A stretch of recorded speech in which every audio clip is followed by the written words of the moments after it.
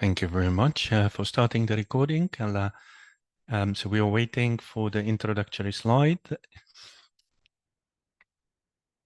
And here it is. Thank you very much, colleagues. Thank you for joining this session. My name is Jaro Misiek. I'm with Euro-Mediterranean Center on Climate Change.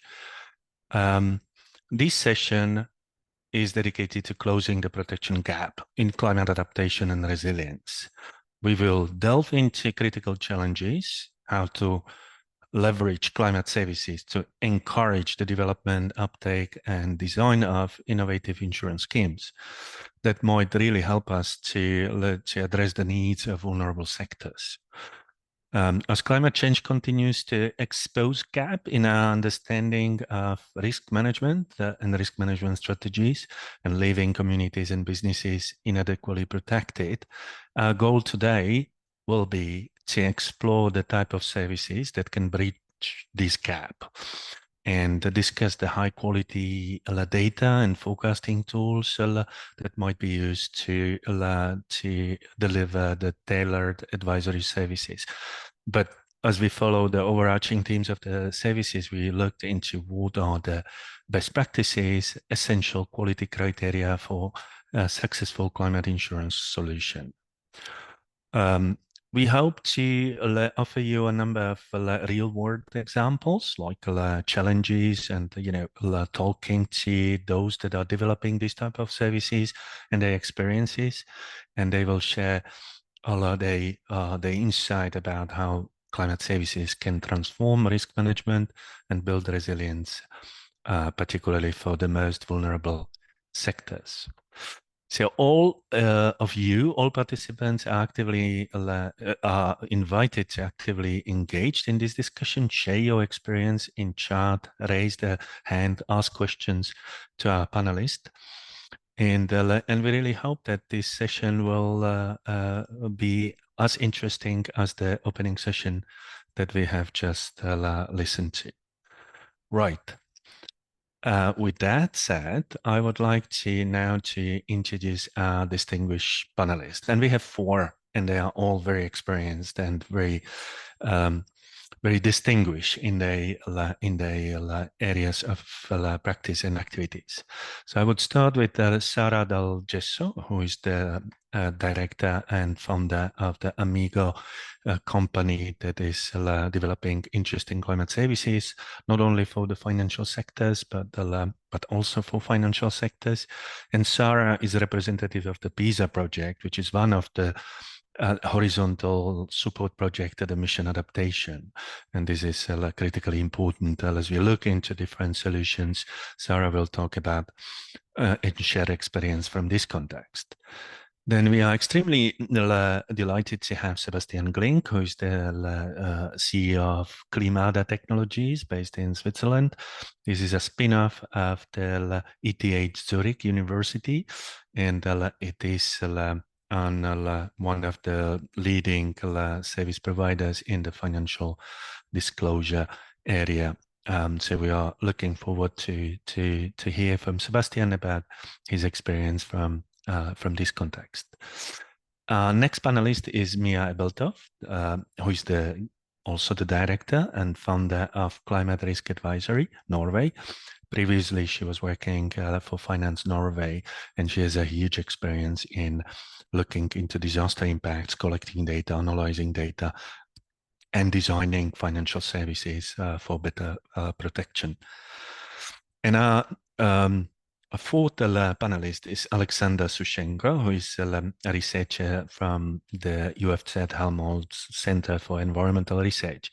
And Alexander is, together with Mia, they are both involved in Soteria project, which is also looking into interesting insurance-based services for the mission adaptation. And only for the sake of being complete, I'm representing also the Naturance project, which is looking into how ecosystem services might be connected to financial services like insurance or insurance-linked securities. So I thank you very much, all panelists, for your time, for joining this discussion, for accepting our invitation.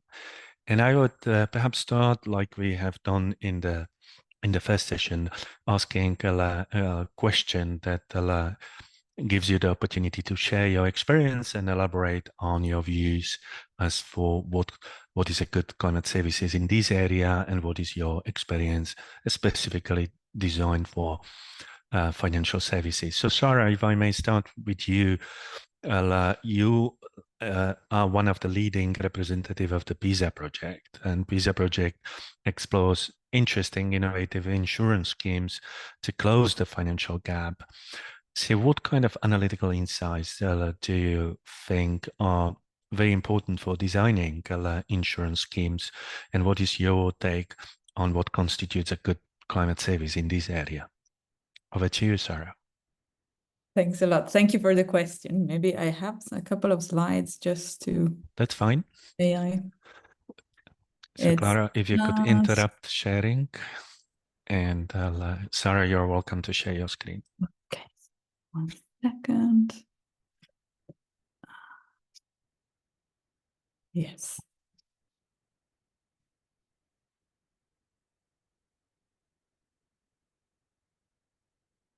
There you go. Yes, thanks. Perfect. So I would like to answer on the basis of what I learned in this bit more than a year in the PISA project, as you said before, aims to developing and deploying innovative insurance to cover at least 50% of the losses attributable to climate change in Europe. So I will give you a very short answer that might sound a bit obvious, but I'm gonna elaborate on that. So 2 things I think we need to provide insurances with is they are climate indices that are proxies of the impact of a specific meteorological event. And the second thing is how risk evolves in time. I also use the word hazards that is a bit more specific because risk has a lot to do also with vulnerability and exposure, as we know. But this very short answer actually hides some high technical complexity. So concerning the climate indices, we need, of course, very local information. So we have a problem, and this problem is linked to the data. If we talk about models, of course, we need to be very careful with the granularity of the data. On the other hand, if we use observations, then we might have some issues with discontinuity in time and space. At the same time, and I would say even more important and tricky than the first problem is the one about data for validating that the index is actually linked to the impact. So more like economical value or production data, something that really connects the event to its impact.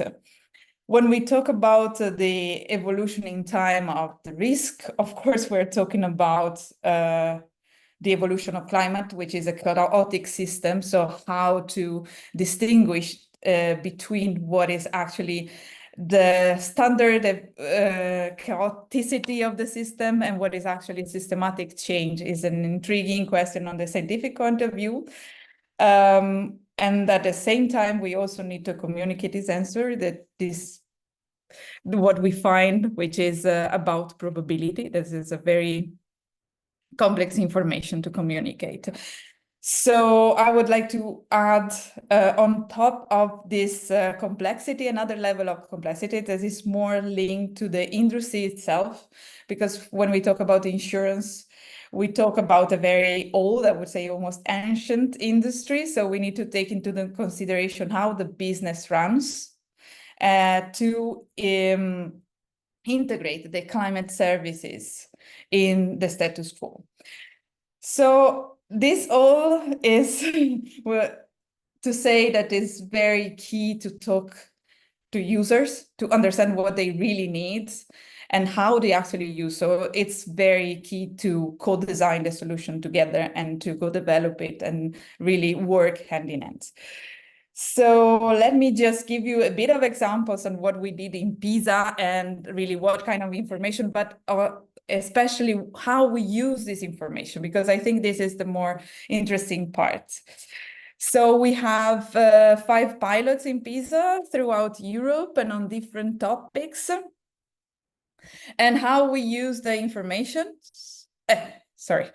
How we use the information. So first of all, to design parametric insurance, that's the first thing that comes to mind. So really use the index for an insurance, to trigger an insurance. And this we did in 2 different contexts. One is for forestry insurance and the other one is for food and agriculture. The second thing we did, sorry, something was cancelled, but anyway, is to raise awareness. There are some risks that may be overseen, for instance, about clay soil shrinkage and swelling. And the other thing is about how to manage forestry. So really like raise awareness and support decisions, both by the users of the insurance and by the people managing the different situation like forests. Last but not least, we also evaluated what are the benefits, like the cost benefit, the economic benefit of some actions, like for instance, using green roofs for mitigating the climate change risks. Thank you. Thank you very much, Sarah. This is really nice. It opens up a number of questions. So I like that very much. You are hinting towards the opportunity of the parametric risk and the parametric insurance. You know, in some context, there are certain concerns about whether the parametric insurance is equitable for all users. So later on in this session, if you have some examples what those concerns might be. On the other hand, also it's very interesting the aspect that the climate services that we are often developing are not simply satisfying the needs of the different sector, but they are also opening up new business model or extended business model. So if you would have some thoughts on that later on in our discussion, perhaps preparing some input from the work, to what extent the business opportunity can be simply exploited by delivering the data, or does it require more than that? Excellent. With that, I would like to move to our second panelist, and this is Sebastian. Sebastian, we all know Climada as the open source, open access tool, and you are providing and rapidly becoming an industrial leader in providing physical risk assessment for companies that are looking into the disclosure of their financial risk. So what is your take on what is unique and critically important in ensuring that those services are reliable, transparent, and trustworthy? Over to you, Sebastian. Thanks a lot, Jaroslav, and thanks a lot for giving the opportunity to present here. I would like to also use some slides, if that's fine for you, to answer that question and give you a little bit more an overview. Let me see if this is working.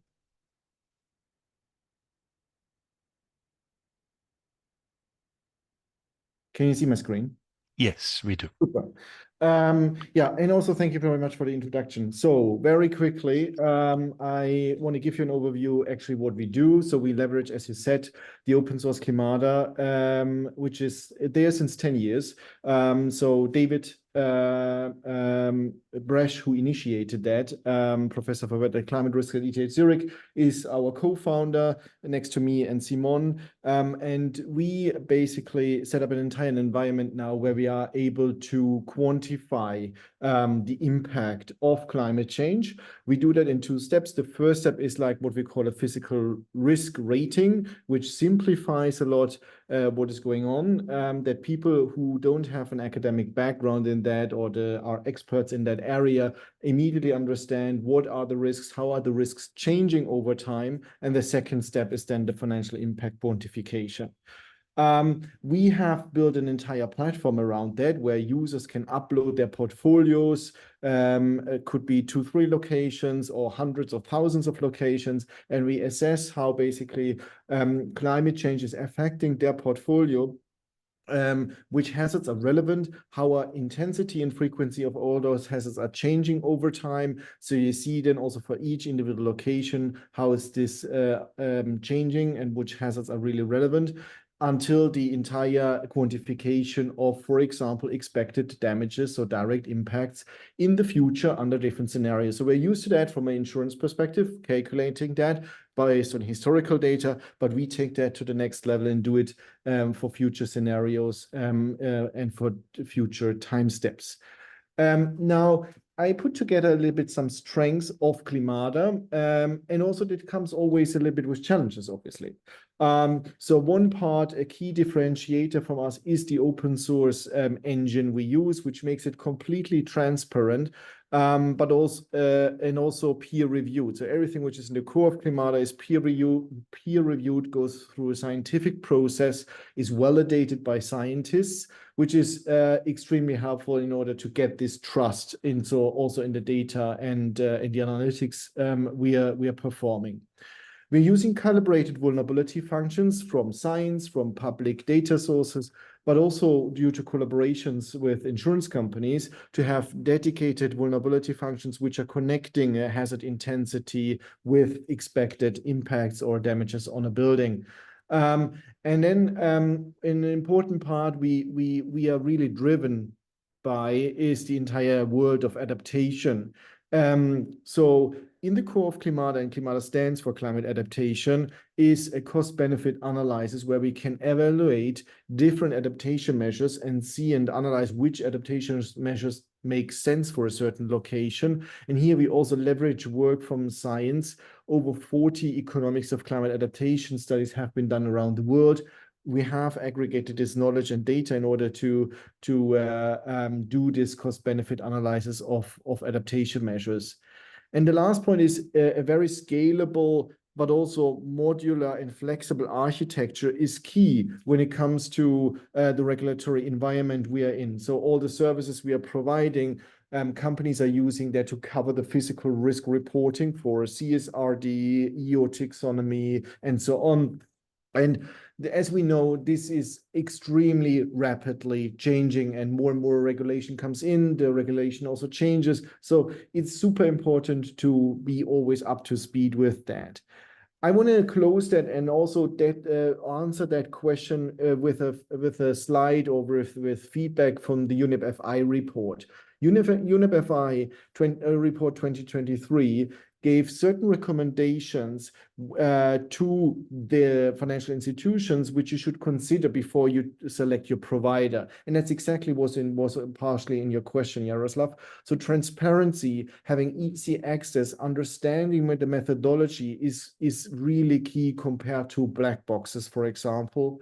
Dealing with uncertainty and also quantifying uncertainty and understanding uncertainty is super important as well. We treat that really seriously, specifically me as a meteorologist, used to this entire world of uncertainty is a core component to it. And also the interpretation of data. I mean, we know you have a lot of data available, you have a lot of analytic capabilities available, but our experience is that sustainability managers, CROs, CEOs are not used to exceedancy frequency curves, return periods, all that kind of rather scientific metrics. That's why we have spent a lot of effort in translating that data in decision critical data that the data can really be used. And the other part with the flexibility on the architecture I mentioned already. So this is our take, or also basically in this particular case, the UNEP FI take when it comes to what you should be looking at when you are considering providers out there or data out there, which is important for your sustainability reporting. Thank you very much, Sebastian. This is really exciting. See, I would have some question perhaps for our further discussion later on, and that would be: we have seen that there is in the unregulated market that is out there, not every provider is paying as much attention as Klimada Technologies to the transparency and accountability and so on. And they are coming with a solution that are not tested, not reliable, but they are cheap. So how do you deal with this, market distortion? In your view, you are a virtuous service provider, and you are penalized because you also need to price your service differently compared to somebody who just put the data together. So I would be interested later on in this session on your take on how to leverage the market condition and how standardization can help with that. Brilliant. Thank you so much. And I would now move to Mia. Mia, it's so good to see you again. I mean, we are running in each other in a number of contexts and have been doing so for past 10 years. You have extensive experience in financial service sector and now working on the Soteria project. So what would be your insight and view on what makes the services truly impactful, the services that are really focusing on bridging the financial gap? So over to you, Mia. Thank you. I just start with, I don't have any foils on Soteria itself, because no, that's Soteria fine. is very similar to what Sara was giving us, coming from the same call, actually.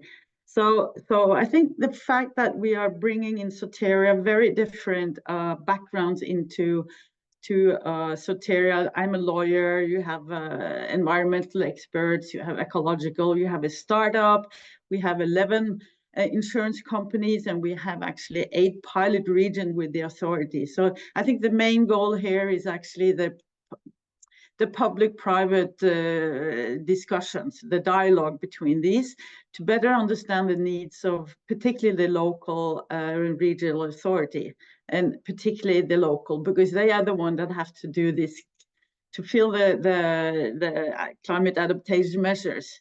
So how can we use insurance as an instrument, particularly data and insurance loss data, for better value for municipalities? And this is what I just put up some, have on my presentation here. So if you could go to the first page, please. I think I need somebody to, yes. Yeah, there we go. I also took a little bit part of the EU Climate Resilient Dialogue, which is sort of much the same dialogue that we were having in Soteria. And it came out with their final report in July, and I really run through it, and I really believe that we need to use that as one of the tools to go further. And one thing is, like, I worked in the insurance industry for more than 20 years. I've been sitting in the board, I've been having the discussions to try to build trust between the local and national authorities and the insurance market. And it's a very complex issue because each local municipality has different challenges. So you need to sort of approach it with that understanding that they have different, there's different hazards depending on where you're located. There's different risk, and so you need to. I don't really think there's a standard solution that was discussed earlier, because it's really much up to understand the needs of what type of tools and data they need to do their risk assessment, to do their risk analysis. Where are the vulnerable areas? How do we start? What do they adapt to? Do they have to build a wall which is 2 meters or 4 meters? But it's a big difference between how much they can be funded, how much they are funded, etc. So I think if you look at the graphic on the right, this is from when I worked with Finance Norway, so the Insurance and Bank Association, and we collected all the insurance loss data and provided it to a region on the West Coast. And these are 20 different municipalities, and they all have different type of risk and challenges when it comes to what type of measure they need to do. So one is on particular problem along the coast, the other one is flooding, river flooding or pluvial flooding, etc. And this is, then I will continue to, on the next slide, please, I will tell you about, this is from again from the final report, and I picked out three of the summaries that after 2 years of discussions in this dialogue that they looked at and found that there was very low level of risk awareness, risk perception, and risk knowledge. And the other one was that due to some of that is that there's a lack of data availability and accessibility to price the risk accurately. And then you have also the limited access to relevant information or data on the risk. And these made me think that it came back to what I've been working on in the last, at least, 10 years. Also, when I met you, Yaro, and this is the next slides. And what we did was we started climate resilience dialogue, but that was not the name then. It was just like, who are the relevant stakeholders to talk to each other? We had to define that, and you need to define that. Then it's like, who has what data that is necessary for the local municipalities? What data do they need on what level? And so after discussing, we finally got the insurance board that I put this on the agenda because I was leading the climate adaptation and resilience work for the insurance industry.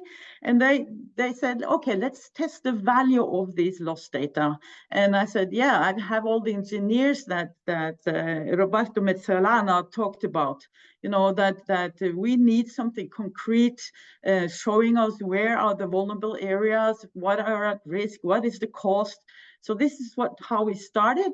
And we had money from the government and from the board and we met, and this is what sort of came out of 2-3 years of working together. And it was sort of the municipality that decided what we should look for. They were sort of at the core of, we need to know your needs. So these are some of the results that we had. We were very surprised that they had so little loss information. And so they were much more aware, and they improved their understanding of the climate risk and the effect on the municipality and the community. And by getting the loss data and the payouts from insurance, because in Norway it's about almost 100% penetration, so we were very fortunate. Then they could say, hey, listen, we talk to the politician, the local politicians, say, we were not aware of this, so we need to bring this into the discussion of the budget and the funding. Also, they said, we didn't know about these risks, and we knew about something, but we can now see that what we did actually was fruitful, and that there's no more damage in this area. So they use it also for both existing areas and to say, oh, we're on the wrong place. We need to prioritize and do through this data. They showed where are the damage, like you see on the visualization on the right side. And the last one was like, at least in Norway, and I think in Scandinavia, Nordic countries, by law, they have to do risk assessment. They have to have a risk and vulnerability analysis to build on what type of measures do we need to do in our municipality? What is the hazard? Where is the exposures, etc. So with these, we were happy to see that the loss data from insurance had all of these benefits. Also, one that we didn't think of was that in the land use planning section and the technical section in the municipalities like Oslo or Venice or Vienna for that matter, they don't speak to each other. So they started to collaborate and say, we didn't know about this data. Let's sit down together like in another sort of collaboration. So that's one of the main things that we're building on in Soteria. So that's, Thank you very much, Mia. This is really, really interesting. From this perspective, just a hint to our next discussion might be, we are looking at the business and the insurance companies to share the data, but also actively contribute to the risk reduction, right? For example, helping, or conveying the incentive for the policyholders to reduce the risk they are exposed to. And it's sometimes seen as interfering with the business model of the insurance, which is basically pooling the risk and offering pooling the uncertainty, offering the certainty. So later on, I would like to perhaps get back to that and see your view on that. With that, I would like to move to Alexander. And Alexander, you have also a very large background and extensive experience in sustainable finance and insurance provision. So what is your take on how risk analytics or climate services, how they might contribute to bridging the insurance gap? Yeah, thank you, Jarab. Yes, thank you, Jarab, for inviting for this discussion. Yeah, we're working together jointly with me on the same project. We have like the same goal at the end to contribute to bridging or closing this climate insurance protection gap in our selected regions.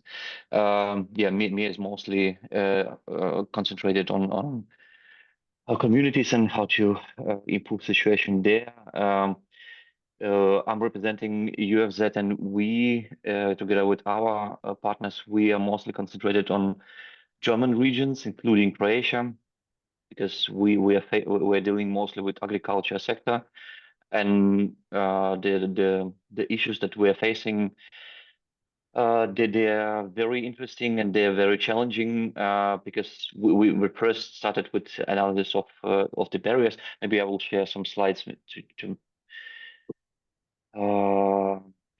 facilitate the communication. Just a second.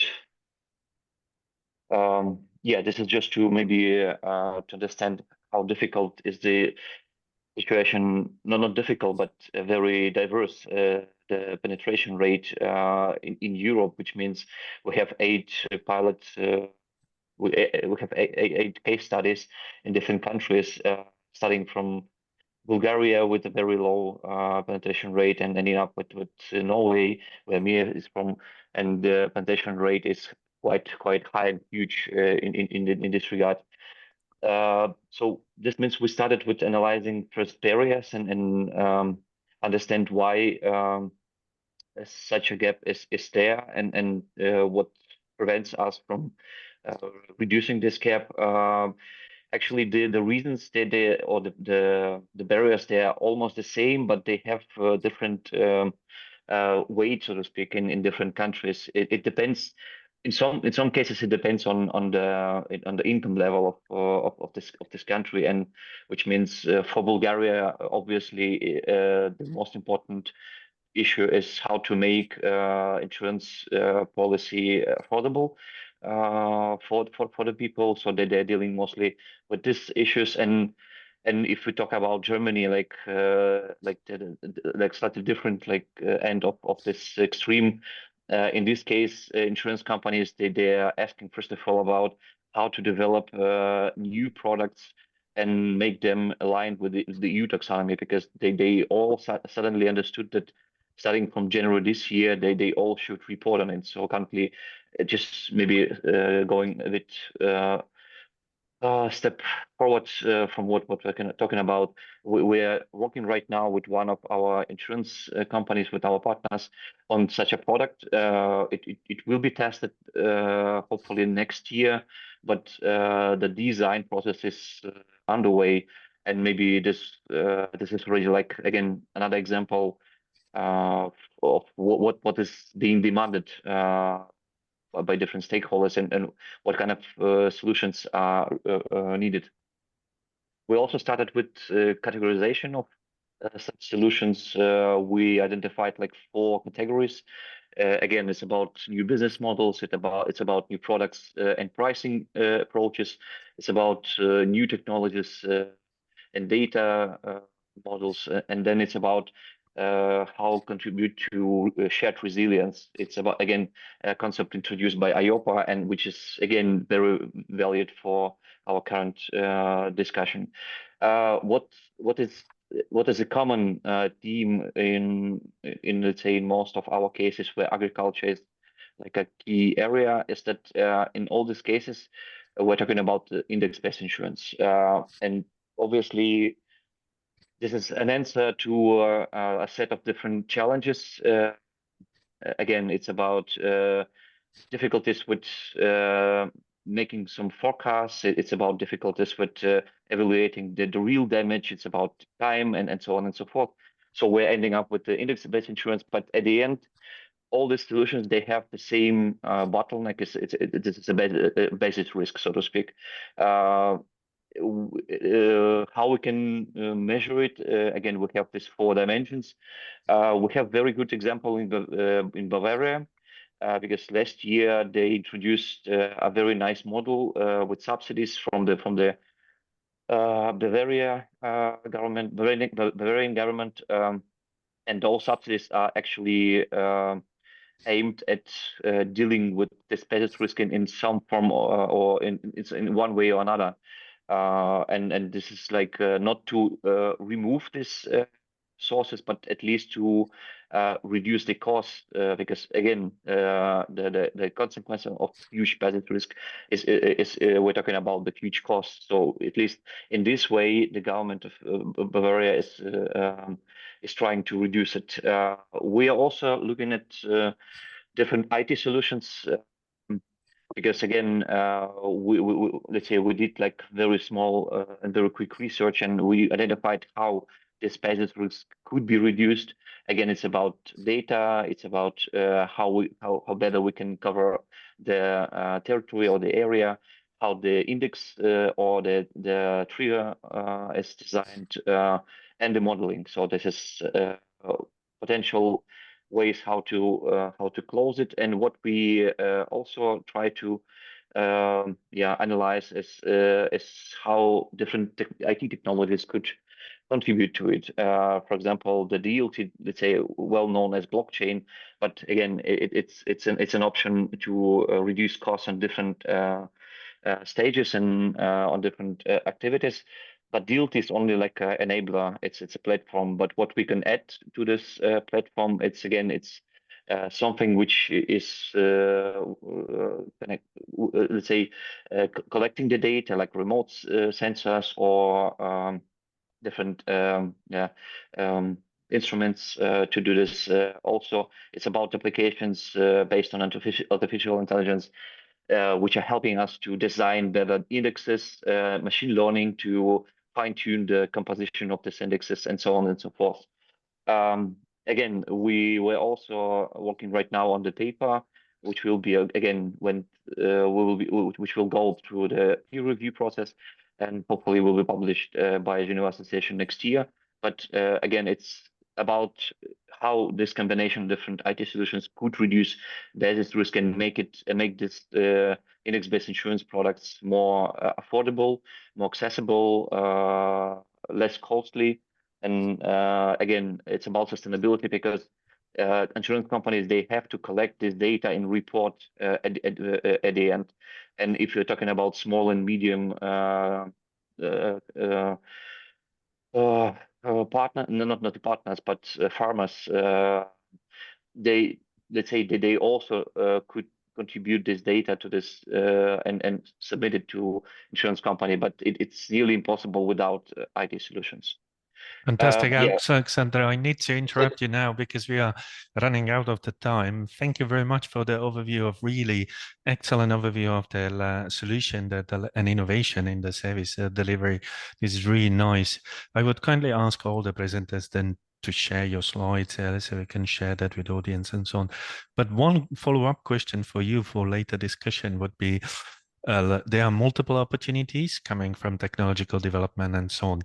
But when we look at the recent rainfall and flood events over the weekend in the Central Europe, then what comes up is also the social acceptance, willingness to insure, buy insurance, and so on, and the motivation for, which is shaped somehow by the attitudes, and eventually government will step in and provide some compensation. So what is your experience in the proper functioning the market, and how the anticipatory risk assessment and climate services can deliver a greater awareness, like Mia call it, she pick up the awareness, access, availability of the data that eventually contributes to greater awareness.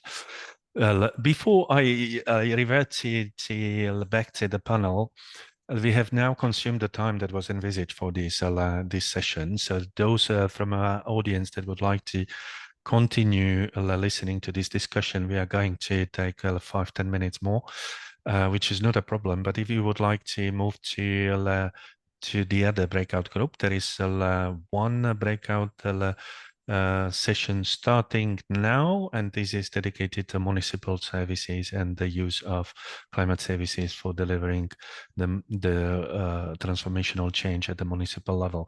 So feel free to stay, or feel free to move to the other session. Apologize for everybody for taking this session a little bit longer than envisaged. But then I would like to get back to because this discussion is extremely interesting and so on. I would like to get back to Sarah and then everybody else. There is also one question in the chat, which we will take afterwards. So, Sarah, if you could, in 1 minute or 2 minutes, reflect either on, the social equity aspect associated with parametric insurance, or whether you might also focus on, we are delivering the data, but really what we are trying to do is to explore the new business opportunities. So up to what of these you take in your final reflection, if you could limit that to 1-2 minutes. So about the acceptance, we have two pilots in PISA that actually are focused on that. One is about agriculture, and it's really like exploring how farmers, now it's starting in Finland actually, how they would accept index insurance. And the second one is about clay, soil, shrink, and swelling in different cities. The first one is Lyon, and the idea is to build a platform to actually raise awareness on this emerging risk. So we are actually working on that. We see that having like reliable data, which is all word about it, it's key. And but I would say that even starting talking about it, it's crucial. So we should, as I said before, talking and working as much as possible with people on all these topics. About new businesses, I would like to talk about something we worked in the past in Amigo.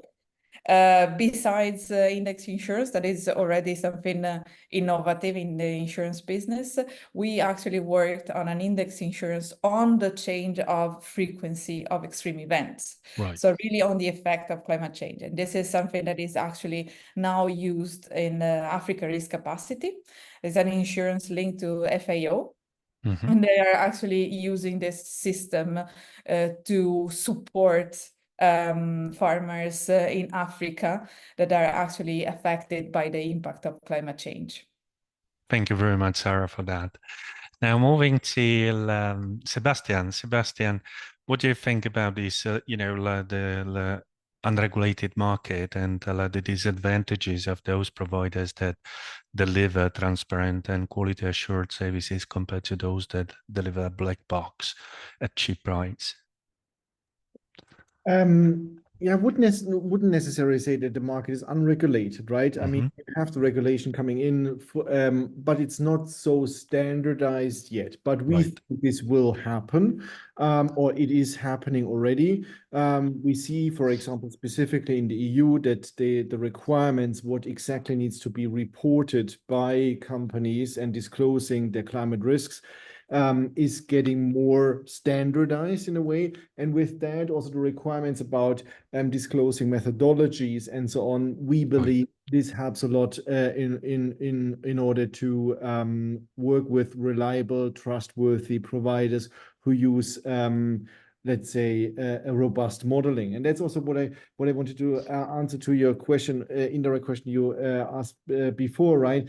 I think the standardization helps us also to leverage our sophisticated modeling capabilities and offer that to market segments which I wouldn't say necessarily cheap, but which can't afford higher prices. For example, also like SMEs, as you know, regulation is coming down to SMEs as well. So we want to provide them also an offering which they can afford, but at the same time provide a robust underlying modeling approach, like also what we do with probabilistic modeling, handling uncertainty, and all that kind of stuff.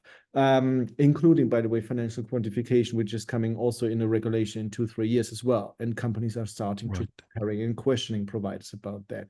So I think regulation helps us in order to standardize, but also be more, how can I say, hesitant and also question what is behind the data you're receiving. Thank you very much, Sebastian.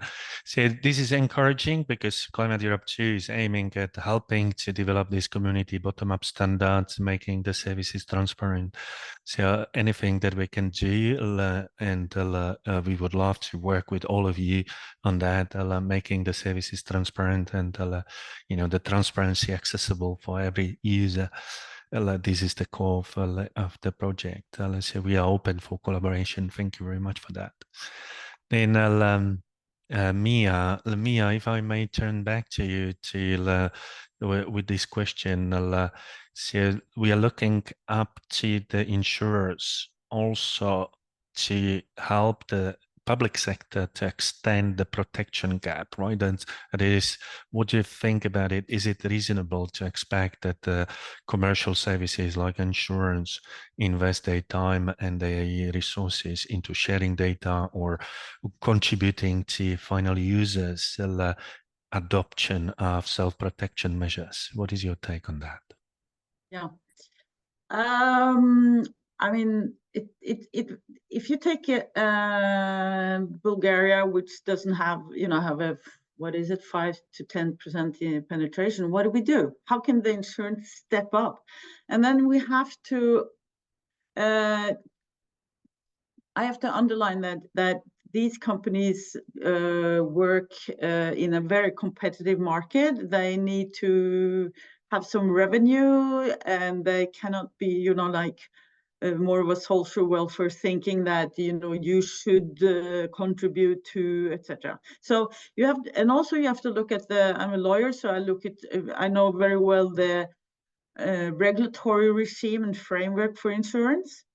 So if you look at Solvency II, which is sort of the baseline of the regulation, they have to understand they're not allowed to offer insurance unless they know exactly the risk. And how do you know the risk? You need experience through historical loss data to understand, what will happen. If it happens, how much do we have to pay out?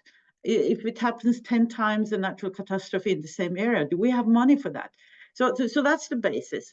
So I think yes, with the new EU taxonomy, with the green finance, with these sort of regulatory instrument, they have to, and they will, and they see the need. That I've been in the market, as I said, for 25 years, and there's been not like a big deal with the climate. We can cope with it.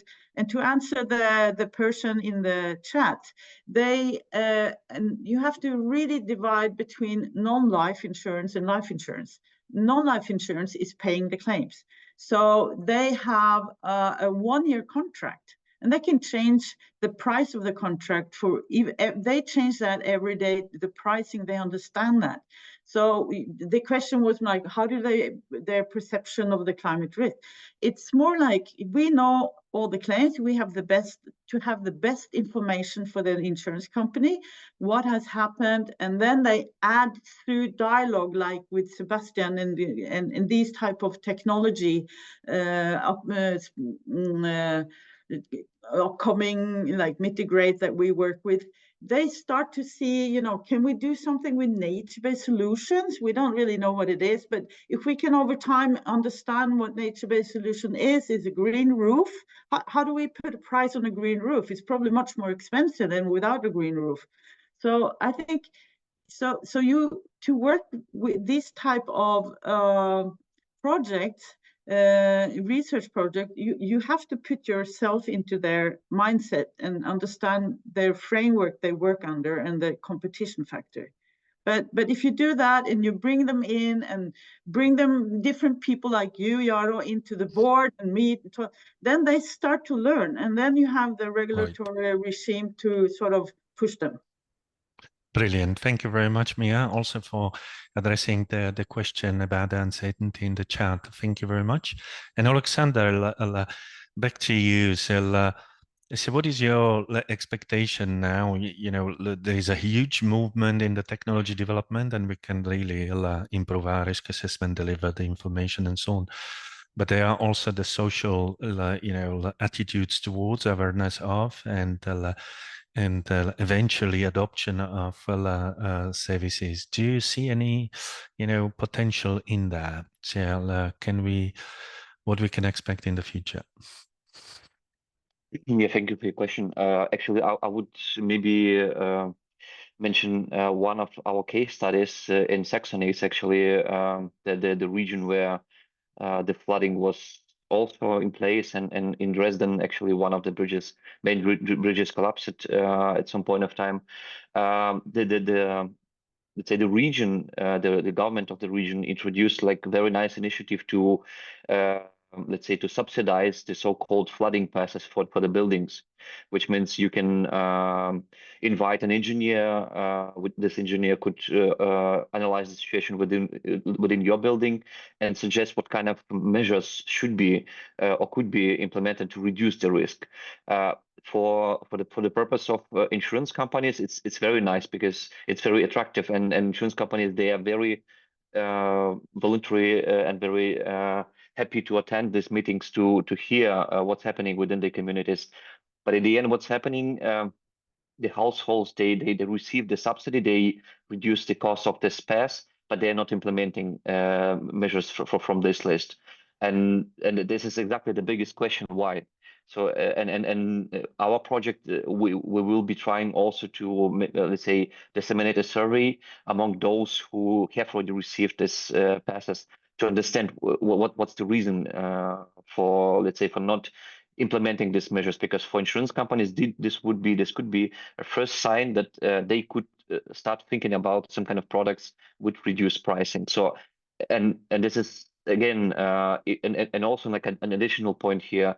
If you know that the government, the local government or the national government will reimburse your losses, then why you should buy this insurance protection? So this is, I think, another point, like a moral hazard in this regard. Thank you very much, Alexander, and thank you, everybody. If you would allow me 1 minute, just a short input from the initiatives that we are doing, also in the nature and also the Horizon Europe project contributing to mission adaptation. We are looking into how to ensure nature, ecosystem services like coral reefs or mangrove forest, or how to change the insurance policy in order to encourage at the local level the policyholders' adoption of certain nature-based solution. And that might be individual, say, company against the policyholder, or it might be community-based. We are looking also at the scheme where the whole community is protected, and the contribution of the green reforestation or regeneration is taken into account for all policyholders in that community. But the key outcome in the terms of this festival, we're looking into standardized way how to demonstrate the risk reduction potential of nature-based solution. So some principles how we assess the benefits coming from nature NBS. And then we are developing a coherent and standardized approach to the matrices, how to monitor the adoption, how to monitor the success of the insurance scheme. And eventually we are looking also into the transformational change that might be achieved by these. So we are looking into how insurance or insurance-linked securities might contribute to the adaptation that is transformational using the nature-based solution as the key approach. So this is just to complement what we are doing, and we are looking forward to working with you across different, opportunities. We have organized the Festival of Financial Innovation in Vienna earlier, but we are organizing a number of events as a coordination and supporting action. We are doing similar thing like the Climate Europe 2 is doing for climate services. So thank you very much for your time, for accepting our invitation. We are over time, 15 minutes. I apologize for that. I should have managed the time better. I hope you will stay with us for tomorrow or for the rest of the Webstival. We are organizing also these type of interactions every 6 months, either virtual or in person. So if you would like to stay in contact, just drop us an email, and we will find opportunities to work together also in the future. With that, I thank also the remaining audience that persisted with us until the end of the session. Thank you very much. And I look forward to seeing you in other sessions. Thank you.